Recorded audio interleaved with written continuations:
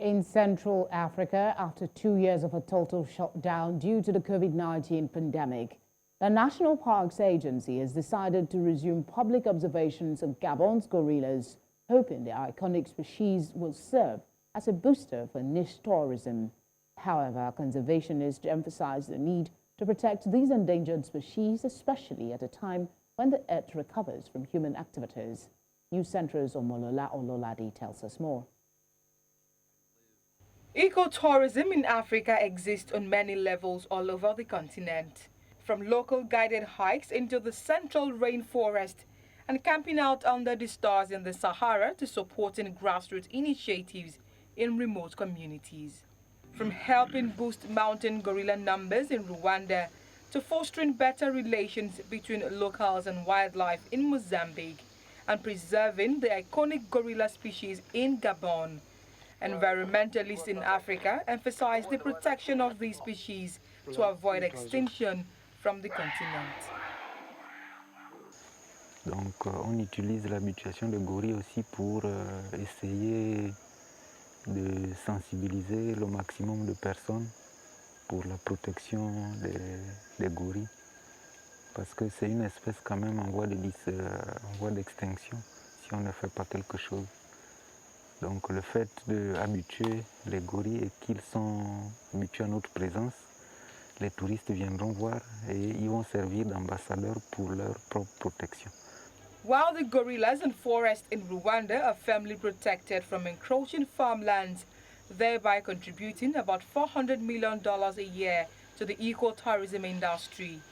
Conservationists in Gabon have been tracking the iconic species in an effort to habituate them so as to establish ecotourism that will provide a stable future, not only for the endangered gorillas, but for the surrounding rainforest. Through tourism, it allows bringing needed funds into the park system to protect the gorillas and actually a lot of other species through them as well. They are often like a flagship species where they are very charismatic and yeah, that's quite right. But they help protect other species through protecting them also. Over the last 30 years, Sub-Saharan Africa may have adopted ecotourism as the primary focus for tourism development in the continent. But a lot still needs to be done to ensure continuity of various aspects of ecotourism related to conservation, policy development, environment, and governance, among others. Ololade reporting for News Central.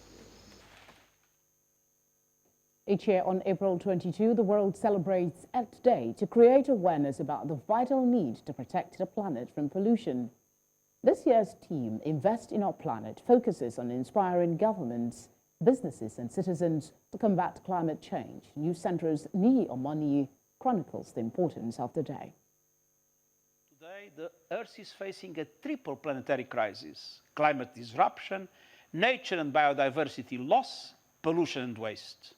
The triple crisis is threatening the well-being and survival of millions of people around the world. Wait, let's take it from there. No doubt, millions of lives were lost due to the COVID-19 pandemic, a sad and tragic experience. Environmentalists, however, believe it was a saving grace for Mother Earth, as all human activities affecting the environment were put on hold for the first time and a recovery process began. Despite the few human activities that benefit Earth, there are many harming the planet, such as industrialization, transportation, population, and agriculture. All of that cause pollution, which is the main factor that planet Earth suffers the most. Once humans cooperate together in order to find resolutions for such an issue, then the planet will slowly heal again from all of the arrows tagged in the name of enhancement that were indeed targeting and damaging Mother Earth. You can't continue massively breaking down biodiversity and ripping off the habitat and just releasing animals that would never come into contact with each other, let alone with humans, without getting the reaction. And one thing we need to really remind ourselves about is that whilst we call it the environment, which actually it is, but another terminology for it, which is a little bit more astute, is it is our life support system. Earth Day is 52 years, an idea birthed in 1970 with about 20 million people gathered in cities and towns across the US in an unprecedented stand for the Earth. The action of that single day helped usher in a new era of awareness about the environment. More than half a century later, over 1 billion people in 192 countries are expected to care for it. Science clearly shows that protected areas must be prioritized if the natural world is to stand a chance. How do we create a future in which both people and nature can thrive? This is the biggest question of our time.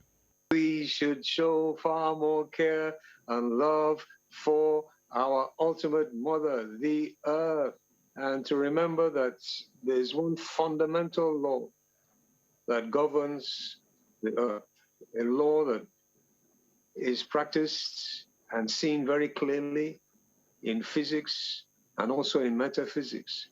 And this is the law of action begetting reaction. Mother Earth is clearly urging a call to action. Nature is suffering. Oceans filling with plastic and turning more acidic. Extreme heat, wildfires, and floods have affected millions of people. Even these days, COVID-19, a worldwide pandemic linked to the health of the ecosystem, had its own share. It is time for something unprecedented to be done to achieve a sustainable existence on Earth. Niyi, Omoniyi, News Central.